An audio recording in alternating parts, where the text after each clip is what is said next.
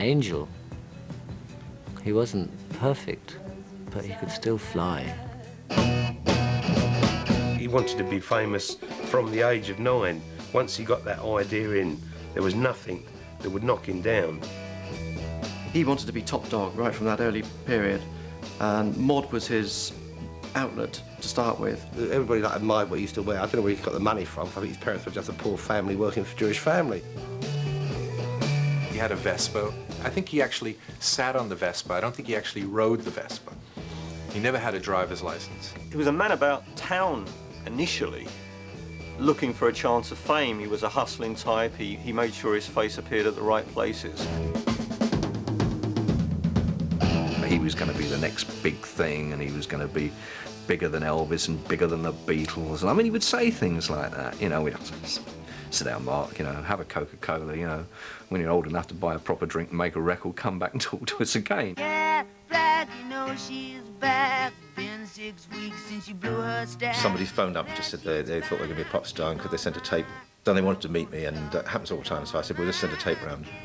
And they said, oh, I'm in the neighbourhood, can I drop the tape in myself, which I didn't really want. Simon Napier Bell was the epitome of the Epicurean, hedonistic, homosexual manager of the mid-60s. And 10 minutes later, there's a knock on my door, and that was Mark Bolan. And he said, actually, I don't have a tape, but I got my guitar with me, I could play some songs for you. When they couldn't get very far with Mark's solo career, Napier Bell then placed him in an art pop band called John's Children, almost as like a Pete Townsend type figure. It seemed an absurd thing to do. I mean, John's Children were a group I'd signed up just because they were very attractive people. I'm dizzy from wanting you. My eyes are getting tired. We were really quite appalling musicians at the time. We produced that noise. It was a mixture of incompetence and couldn't give a shit. It was kind of like an Iggy act, except that they didn't have the songs.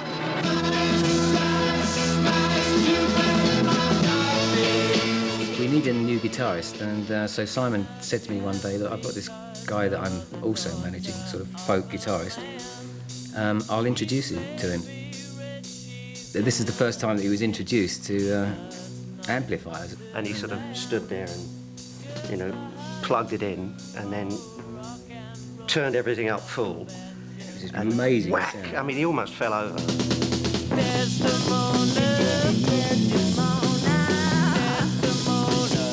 When we did a tour with The Who in Germany, and we got thrown off the tour after 4 days because we'd upstaged them 4 nights running, but we sat around thinking of things to do to upstage The Who, which is pretty difficult, upstaging anything. Mark was well into it by then. Yeah, I mean, he would guitar on his head, thrash his guitar with chains. He bought a big chain from the market and stuff. You know, lay on the floor with the guitar feeding back, you know. He was swishing this chain. I remember the whole front row of the audience. It was like a Mexican wave. Like this. It's great stuff. It did go over the top, because I think you did the thing. He smashed a chair and then said, now you do it. And of course it was doing, yes. And then the whole audience went. And it just went berserk. We got the audience in Nuremberg so worked up that the whole place got destroyed. The police came in. We had to run for it, basically, when we got out the back and we just shot for the border and ended up in Luxembourg. I saw a poster saying Ravi Shankar was playing a concert, so I thought it'd be great. You know, we'll go and see Ravi Shankar. But what a nice, civilised thing to do after this very uncivilised tour. Very strange. The next thing that he appeared in was this. He was doing similar bongos with bongos. Incense. He probably thought it was safer bet there. Probably with thought the it old, was safer, yeah.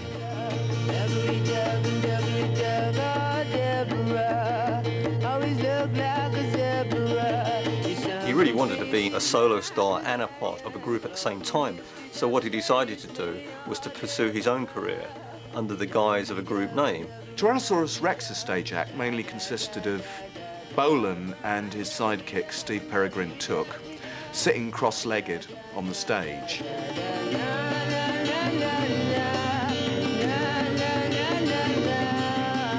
It was not really a particularly visual act. They'd all sit down on the floor cross-legged, the same as him. They'd get their joysticks out and they'd all be lighting the joysticks. I used to sit in my Oxfam fur coat, cross-legged on the floor, and watch them play in their Oxfam fur coats. Yeah, Mark was a bit special. was like a little prophet. He just sort of sat there, and for some reason he had this charisma that everybody would sort of just do exactly what he wanted. Nobody ever understood the lyrics. I mean, that was never important. He didn't know what he was singing about, I'm sure. It was just all, it just sounded good. He was rather like Dylan. He was much closer to Dylan than most people would imagine, in that he did write fabulous poetry. A Warlock of Love is a serious collection of poetry, there's no doubt in my mind at all. So the words to me are important. About 80% of people that we see really are looking to go back into employment as soon as possible. So we talk to them about job search. Many people haven't been in an employment situation before and they just don't know what to do. So we talk about a CV. CV is an absolute essential tool in job hunting today. Now, CVs frighten people. Yes. So how do you sort of allay that fear? We tell them what it really is. CV is as you know, a Latin name that means story of my life. Well, really, it is a personal profile of themselves. They are selling themselves to a prospective employer. So it is them on paper, not just their list of their previous employment, but their skills and abilities and something about themselves. And we can talk them through this, prepare one for them, have it look professional, and convince them that they must have a CV. And what's the next stage after that? Having got a CV, what do I do with it? People, again, haven't been in a situation of job hunting for a long time, if ever. And so we talk about go to your local job centre as often as you possibly can. We point them in the direction of the local newspapers. We talk about speculative approaches. Lots of jobs are never advertised, so we encourage them to send speculative letters. We run job hunting courses. We invite people to come to our premises for a couple of days, and we do go through the theory of job hunting even further. We have personnel officers from local companies coming in, doing practice interviews for them, and anything, the needs of the individual, we cater for them as much as we possibly can. What about if that individual wants to change careers? Maybe they've been in engineering for 15, 20 years, they're being made redundant, and they want to do something totally different. Can you help them then? We can only help them by referring them to the Career Service. We work very closely with the Career Service, and they are the experts in the field of changing in direction. They also run courses in career change, so we would always refer somebody on to the local Career Service for that sort of advice. And what about if someone is made redundant in later years and says, right, that's it, I don't want to go back into the workplace, but they still require counselling? Can you help them then? Yes, we can talk about the options of if they decide on what we call early retirement. There are lots of organisations that set up to help people.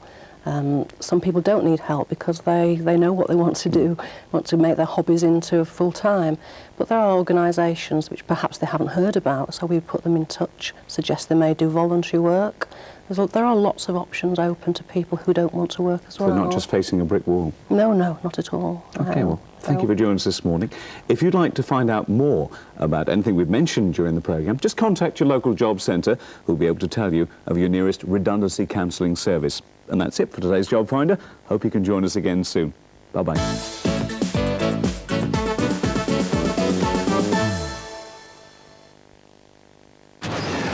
The 80s Collection. It's the final countdown. Time Life Music brings you an electrifying decade of music in one ultimate collection. Just another manic Monday. Start with 24 classic hits from 1986 at the TV offer price of just $4.99 plus postage and packing. It's the best in 80s pop, and it's not available in the shops.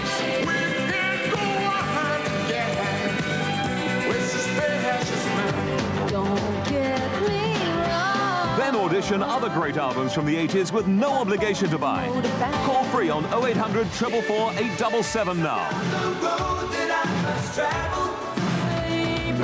Call 0800 444 877 now and order the best of the 80s at this special introductory price. That's 0800 444 877. Call now.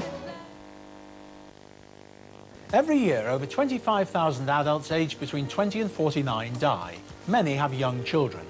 Imagine the difference £50,000 could make to your family if the worst happened to you or your partner.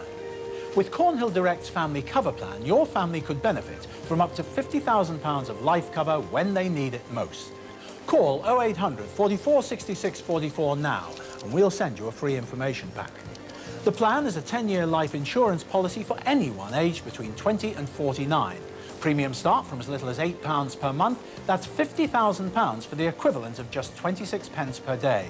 And we pay half the benefit immediately if you're diagnosed as terminally ill after the first year.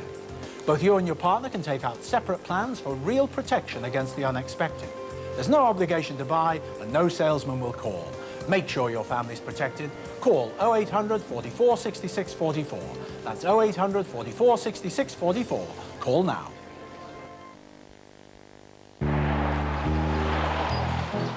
Oh, we are looking sporty this morning. Yes, Catherine wants me to play her brother. She thought he'd benefit from my expertise. Hang on a minute. From the look of that racket, you haven't played in years. Yeah, but a real sportsman never loses his touch.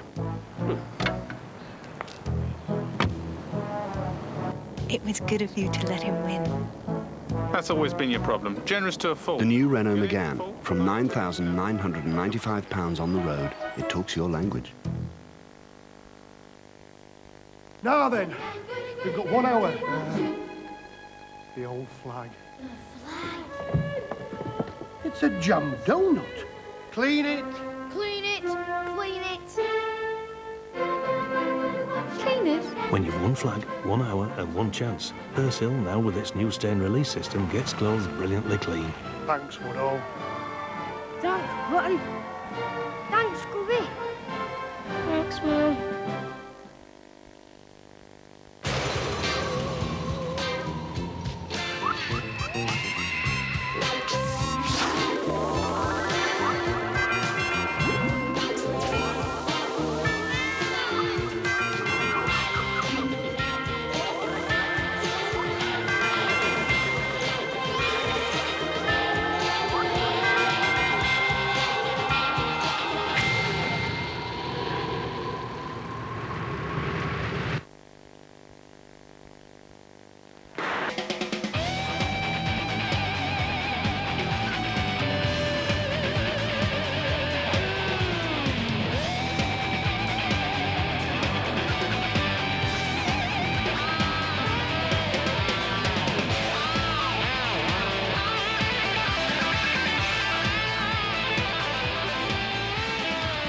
We put the best to the test in Body Heat, Saturday at 6:10 on Tyne Tees.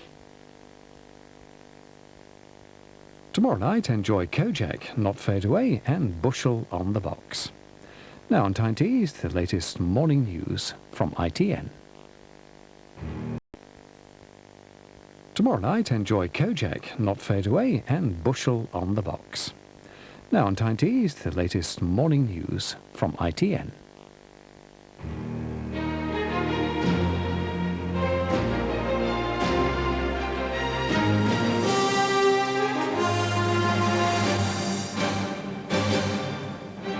From the studios of ITN, the news with Richard Bath.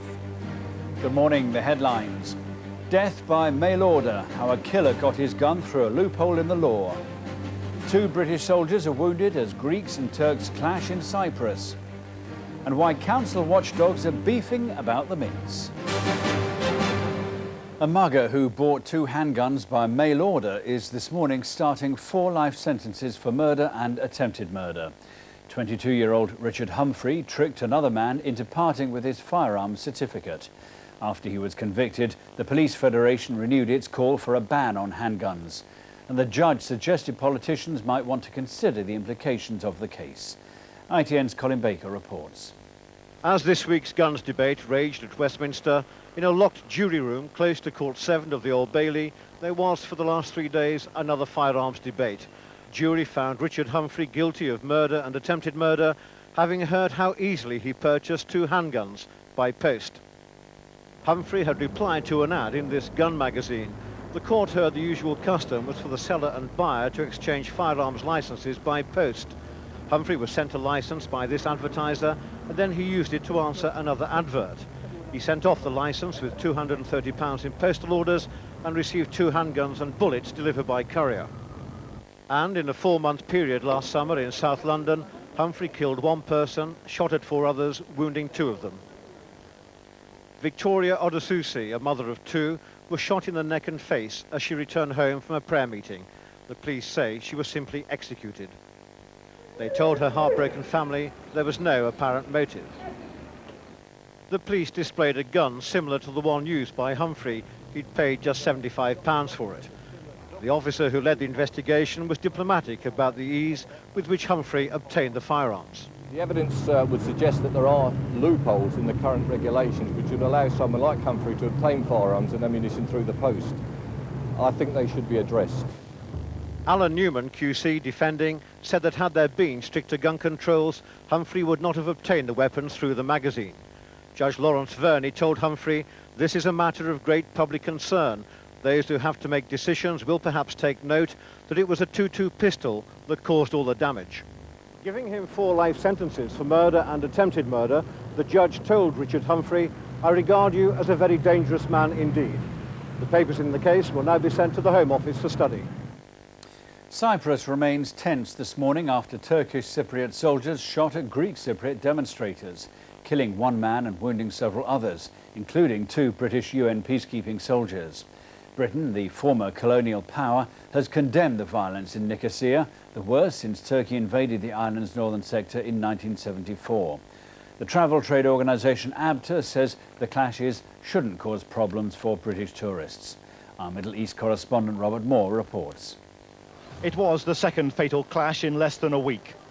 And again, Greek Cypriots had come to the UN-patrolled buffer zone to protest.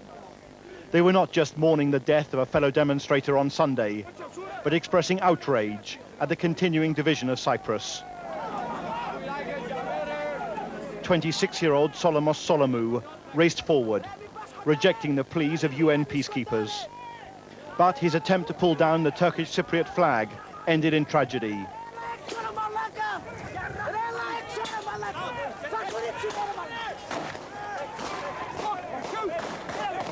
And there was chaos as protesters and peacekeepers alike dived for cover.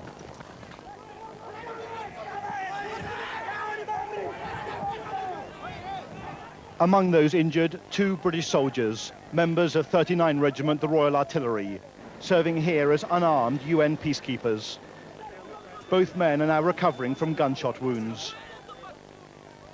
This was the most serious violence on the island since 1974.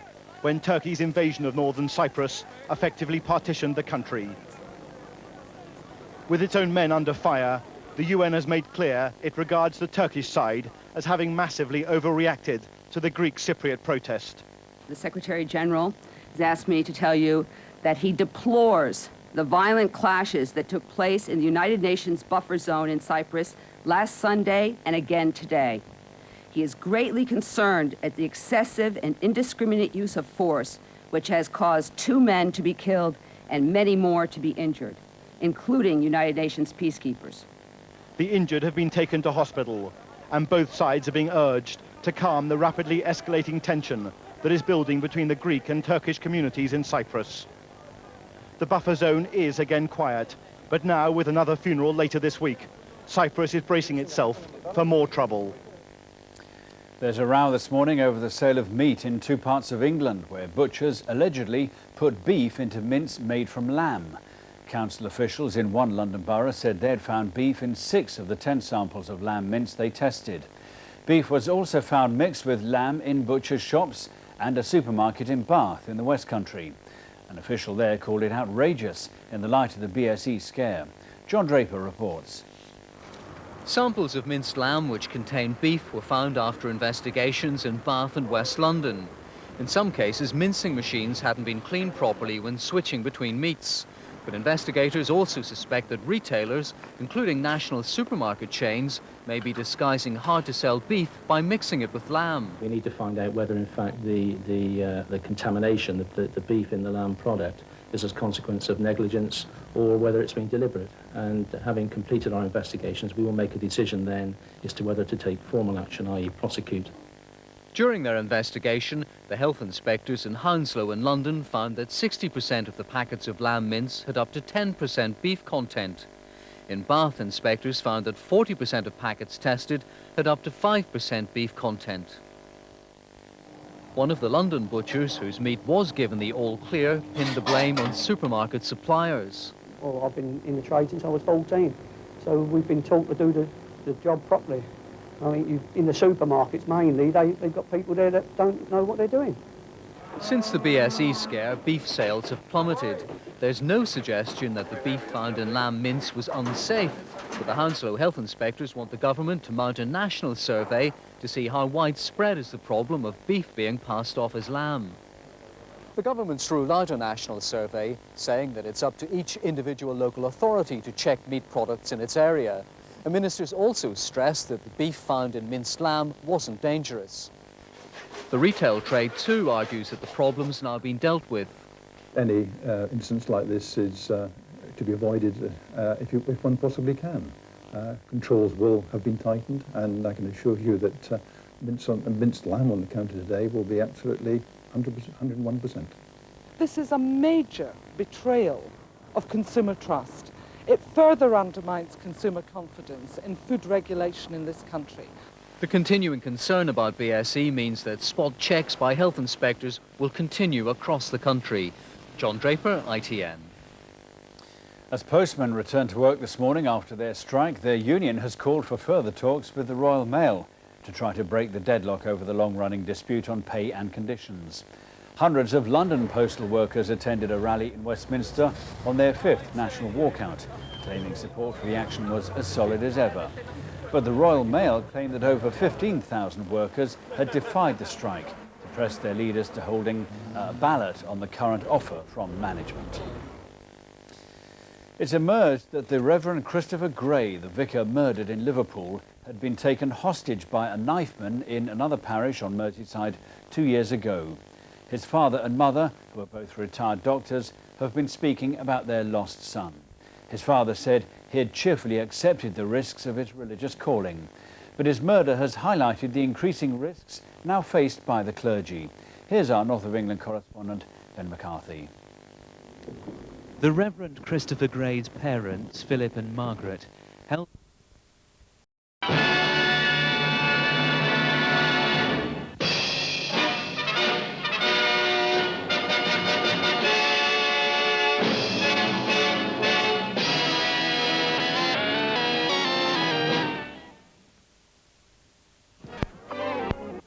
my darlings.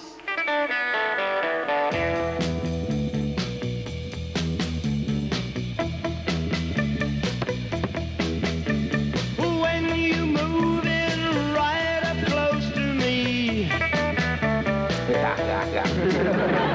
that's when I get the shakes all over me.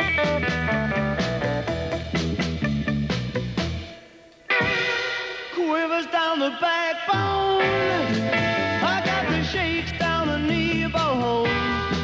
Yeah, the tremors in the thigh bone, shaking all over.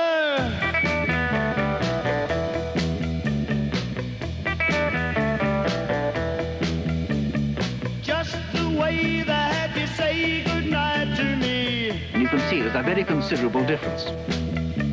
Brings that feeling on inside of me.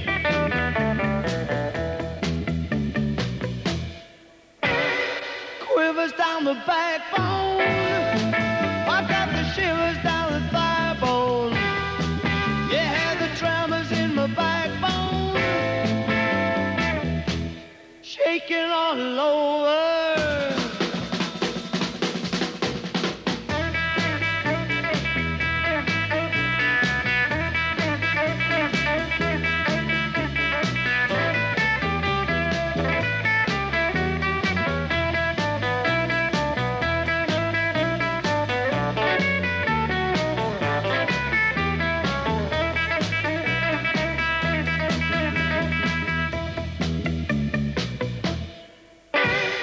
Quivers down the backbone, yeah, the shakes in the knee bone.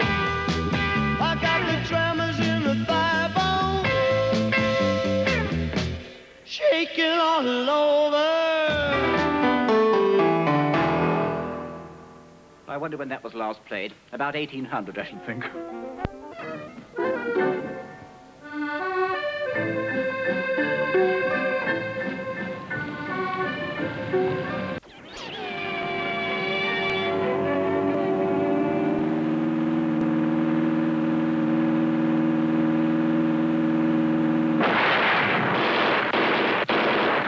crime knows no frontiers. To combat the growing menace of the international criminal, the police forces of the world have opened up their own national boundaries. At their headquarters in Paris, scientifically equipped to match the speed of the jet age, 63 nations have linked together to form the International Criminal Police Organization, Interpol.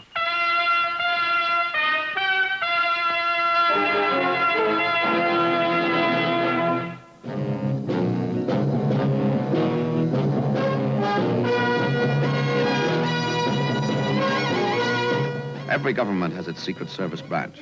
America, its CIA, France, Deuxième Bureau, England, MI5. A messy job? Well, that's when they usually call on me or someone like me. Oh, yes. My name is Drake. John Drake.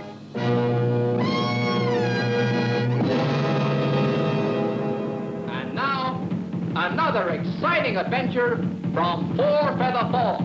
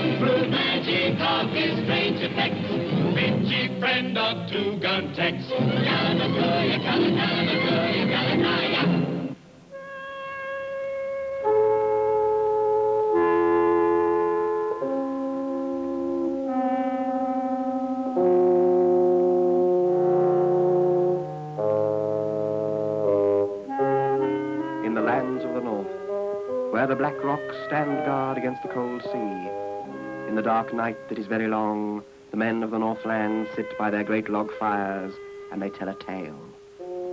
They tell of Noggin, Prince of the Nogs, the young king of the Northlands who sailed to the land of the midnight sun to fetch Nuka, Princess of the Nooks, to be his queen.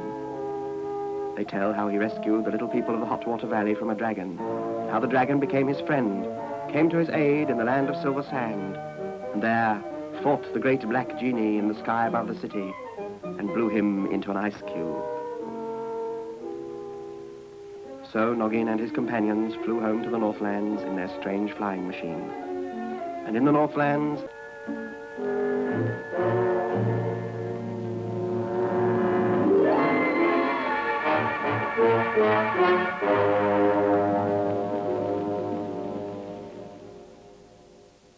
Next up is a selection.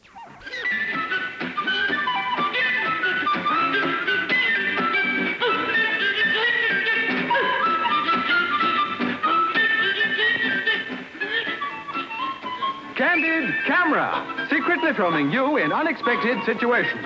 Presented by television's comedy host, Bob Monkhouse.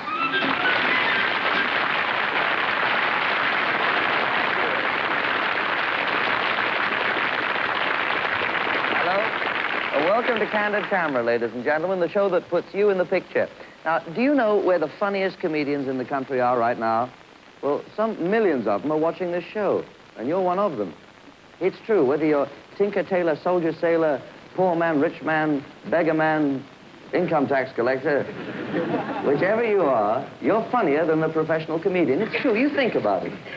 How many times have you looked out of the window of a bus or a train and you've seen something, someone doing something that's made you want to burst out with laughter, or you've gone home and said, I saw the funniest thing today, I wish I had a camera with me.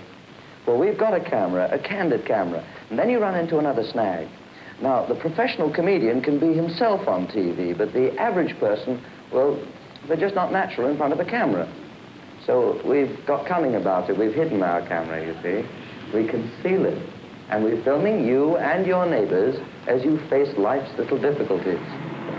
Well, you're not getting anything, are you? You're not getting anything, are you? I don't know. It's, Well, I want you to try and imagine now that you're a garage mechanic and that you've got to fix the engine of a car.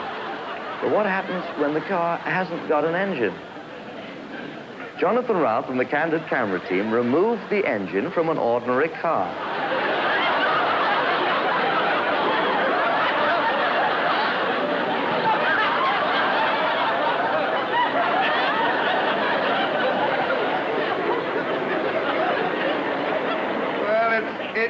much for one man. He goes off. Now he's going to have a summit conference. All the boys in the garage get together, and they come over to the car.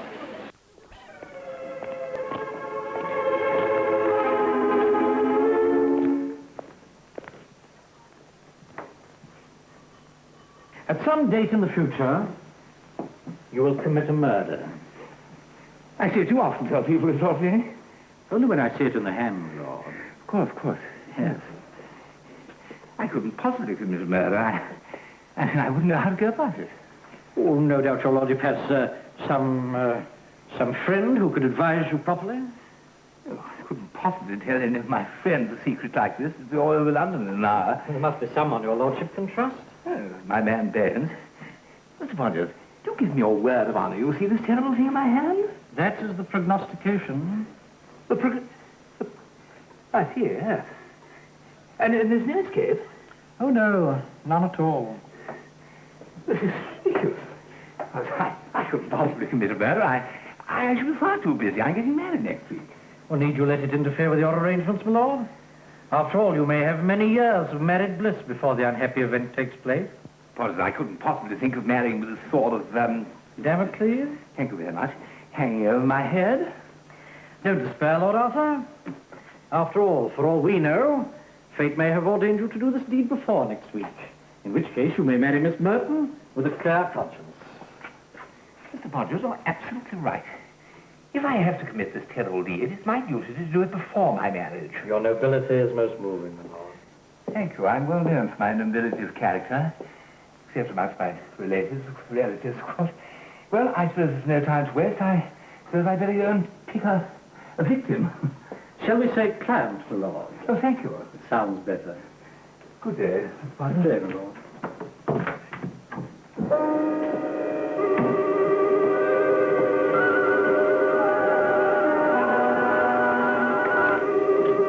Would you please just cut the cards once like this behind your back? Do it now, once. Yeah. Have you done so? Yeah. Sir, there's no isolated incident. Sounds like a suitable case for Dan Farson. Farson was one of British television's pioneering investigative reporters, and during the late 50s and early 60s, he dug around some of the debatable foibles of British society. Public schools, kleptomania, witchcraft, and drug addiction all came under his scrutiny, and the alarming rise of youth spending power was an obvious subject for him. Here he is in Living for Kicks, interrogating some carefree tearaways and their troubled parents.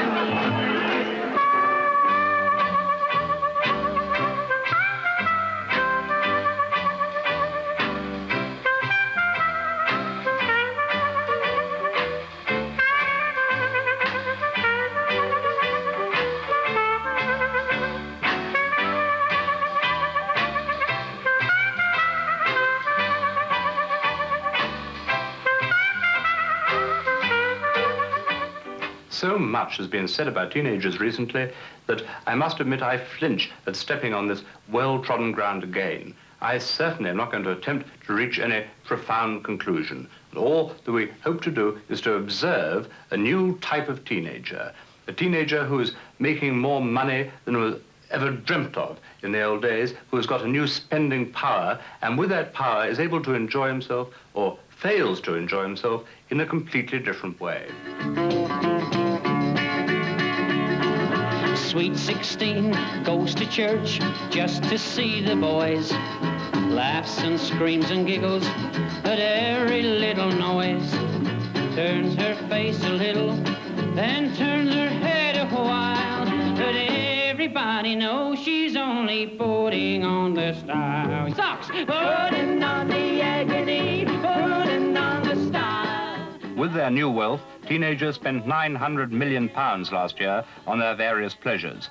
The average boy spends about £5 a week and the girl about £3. Teenagers buy nearly half of all records and record players. They buy 44% of all motorbikes and bicycles, a quarter of all clothes and cosmetics. We shall not show the mass of teenagers who use these new opportunities to the utmost. They are no problem.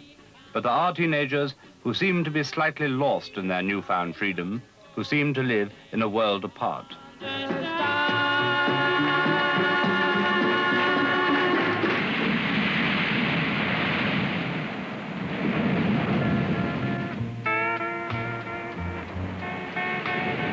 Brighton, a favourite place for almost everything, including retirement.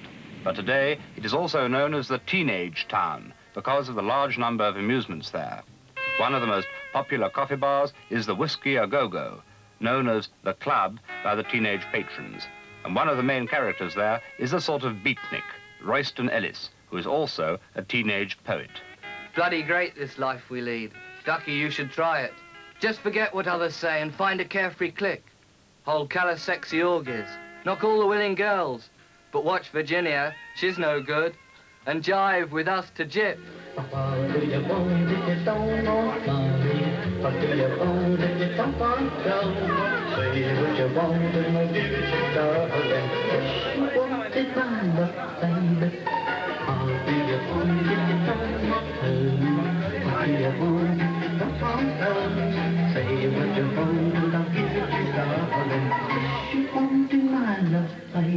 Well, I'm offering you all mine, but only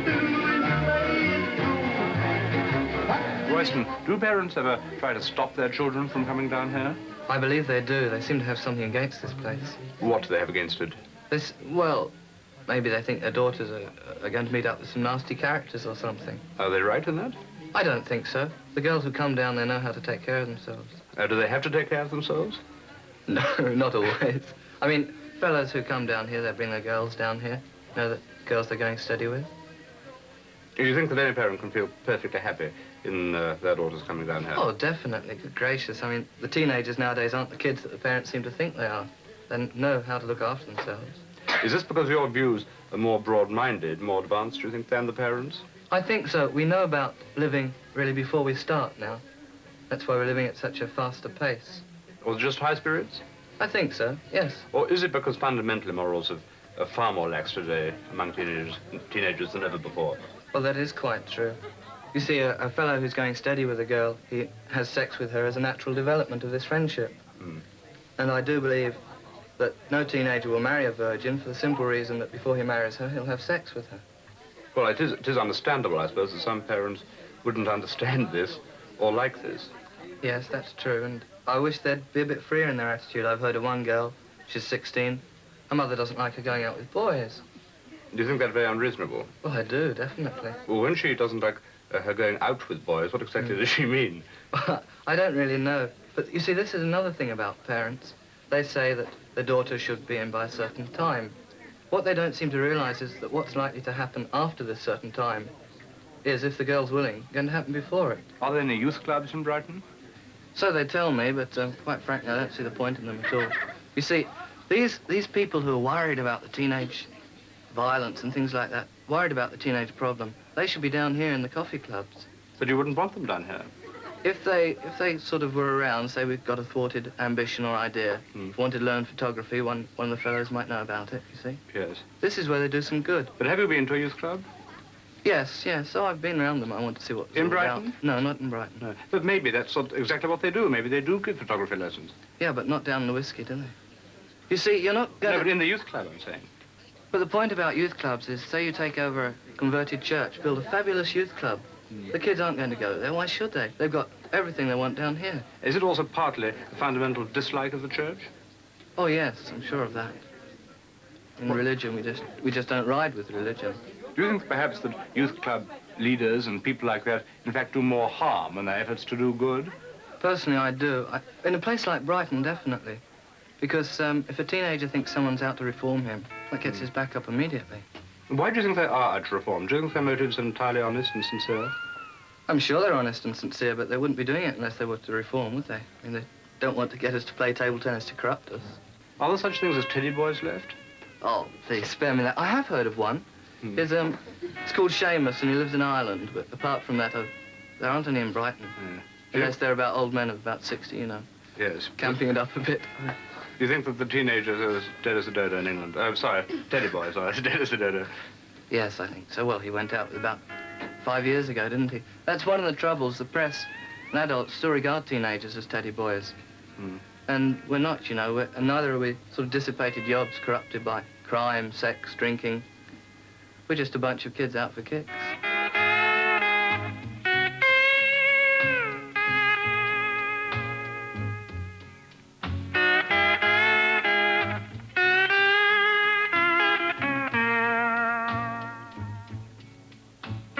How old are you? I'm 15. And you? 16 and a half. Are you going steady? Yes. Well, you heard what Royston said.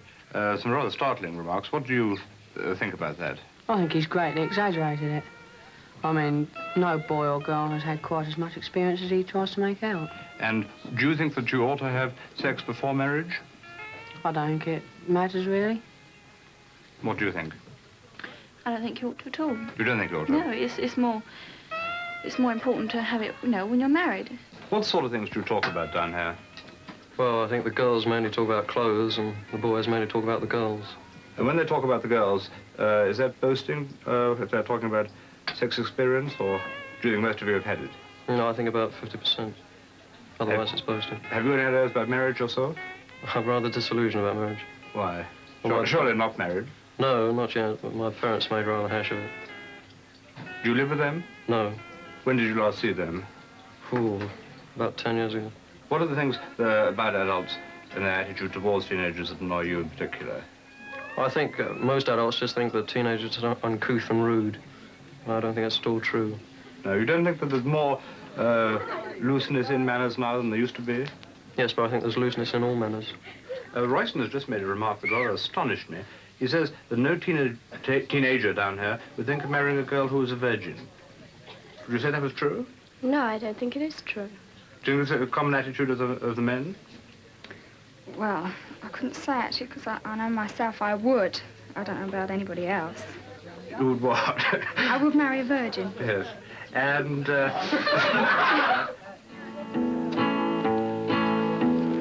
Got no bags and baggage to slow me down. I'm traveling so fast, my feet ain't touching the ground. what is the special fun you find here? Well, you're talking to a bird and all of a sudden she disappears. Some other kiddie's lumbering it in the corner. You find this exciting? Well, it's good, like, you know. Aren't you exaggerating a bit? No, I'm not exaggerating at all. Really? No. Do you go to pictures? Well, Savoy, like, when you get chucked out. You get chucked out? Yeah. Why? Well, messing about, you know. Really? Well, everything that you're saying would confirm what adults say, that teenagers behave very badly. Well, no, they don't. It's only what Royston said, they get their kicks, don't they? Yes, but I mean, if you get chucked out of a cinema, you must presumably be behaving badly. Well, no, you're not behaving badly, only stamping your feet when somebody cracks a joke or something like that. You must be annoying other people. No, there's nobody out, no old people in there. Well, not when we get down there, anyhow. But you drive them all out. I'm scared to come in there when we go in there. So how old are you? 15. Well, you're going to be glad when you get school over with? Yes. Why? Well, it seems to bore me, and they seem to treat you terribly childishly. They still think you're just a child, just a schoolgirl. You are a schoolgirl? Yes, in a way. What about your parents? Do you get on well with them? No, not usually, not very well. Why not? Well, they don't approve of the boys I go out with. They don't approve of the time I stay out at night, and they think I ought to stay in more. I don't go out very much, but they still think I ought to stay in more. And do what at home? Nothing, just sit and row with them and watch television, I suppose. You do have rows with them, do you? Yes. Do you bring your boyfriends back there? I don't. I don't want to now. No, well, how do they know them? This is past experience, is it? Yes, well, not past experience. My sister brought 2 boys home and didn't approve of them. Why not? I don't know, really. Do you think that your parents are typical? Well, not really, because some parents I've met must be much more reasonable than them. Yes. And do you think that they'll soon get used to your ideas? Don't know. They might do, they might grow out of it, I suppose.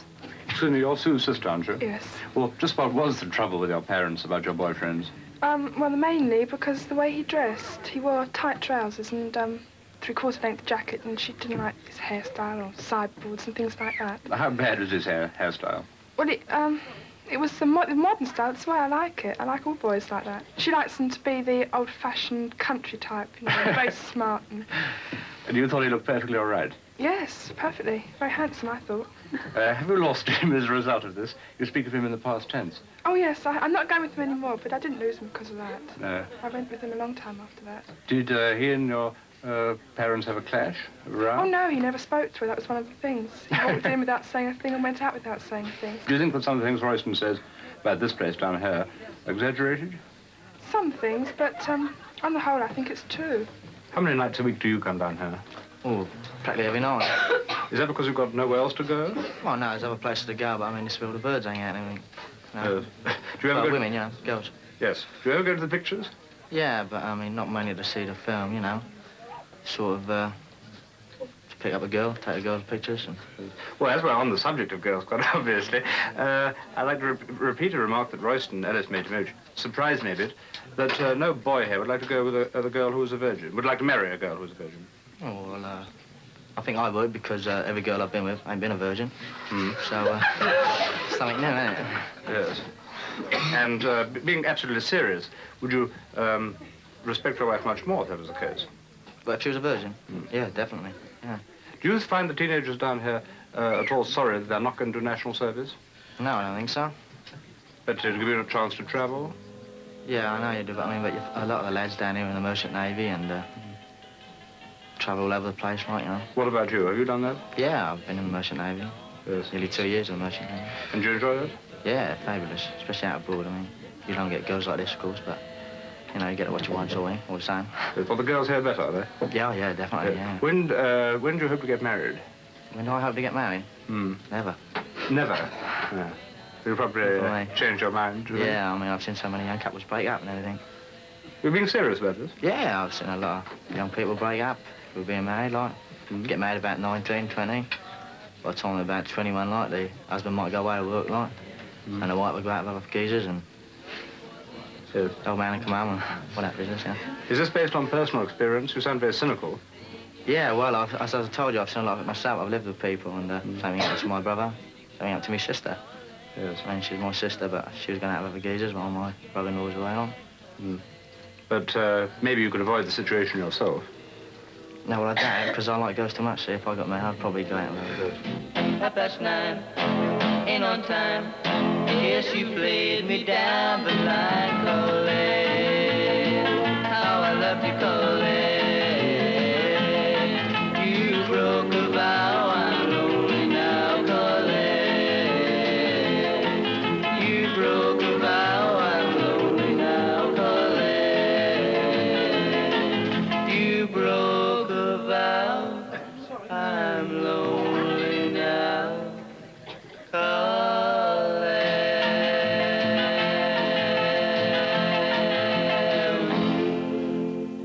I think it would be fair to say that the teenage attitude towards sex is rather different today. One question seems to loom over the Whiskey A Go-Go coffee bar, and that is the question of having sex before marriage. Doctors say that sex before marriage can be dangerous because of the guilt complex that can be aroused. However, boys and girls do mature at a much earlier age than before the war, 2 years earlier. One solution is the teenage marriage. But unfortunately, it must be admitted that the divorce rate is highest among those who married in their teens. But when the marriage is successful, there is the advantage that children grow up with the young parents. And a blissful example of this is the family that live near me at Limehouse Lock. Raymond Subon married Sylvia when she was only 16, and she's now 19, and they have 2 children. Hello, Sylvia. How old were you when you first met Raymond? Just getting on for 17.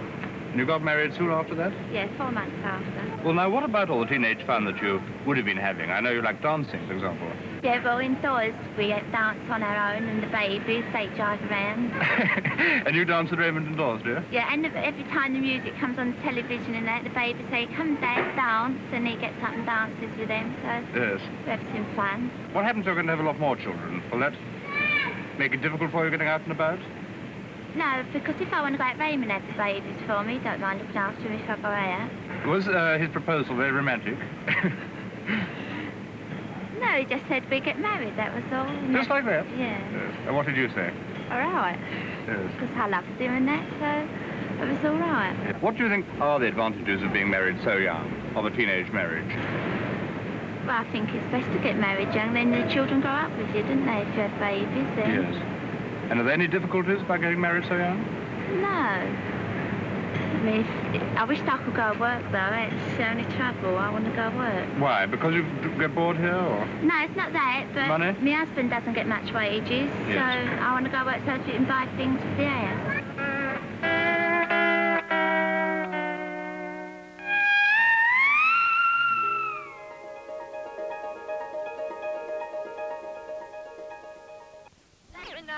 Just got faith, but the money don't. Try to save, my heart says go. Have a time, cause I sat out and got faith, but the money don't. Try to save, my heart says go. Have a time, cause I sat out and baby, I feel fine, I'm gonna rock it up. Yeah, I'm gonna rip it up. Gonna shake it up. Gonna rock it up. Yeah, I'm gonna rip it up.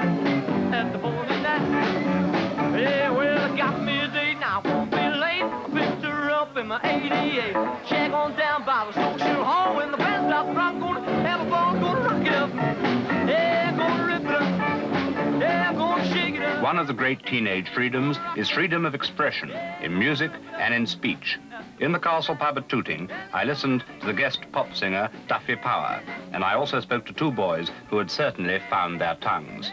You must meet a lot of teenagers. Do you think that they do have any problems that haven't always existed before? Well, I don't think they've got very many problems today, you know. I think everything's laid on, more or less. Would you say teenagers have never had it so good? Yes, I would say that. They're not as happy, I don't think. They're not as happy? From what I can hear, you know, from what my mother and father tell me, you know, teenagers were more contented when they were young, from what they tell me anyway, you know, I'll take their word for it. Now, a lot of people say that teenagers today are problem children. What do you think about that?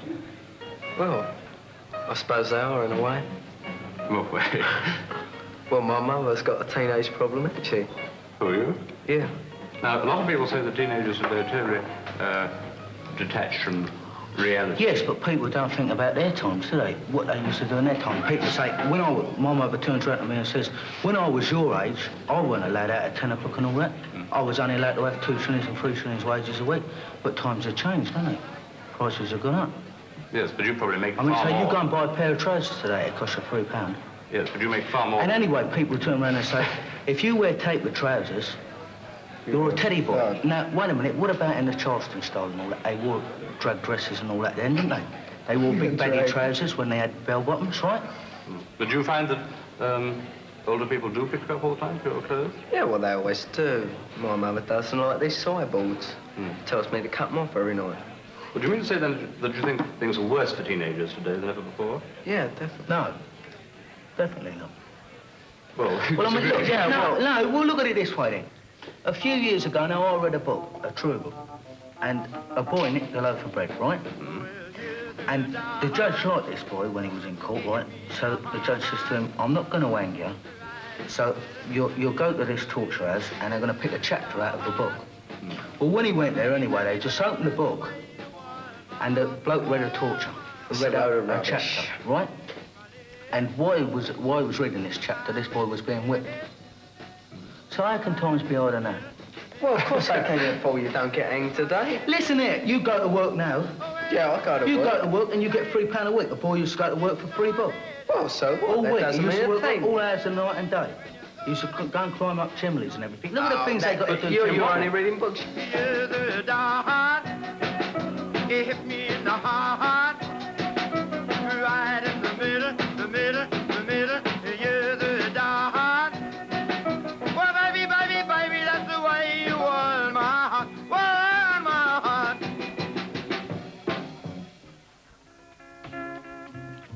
A reasonable charge against teenagers is that they are too easily bored.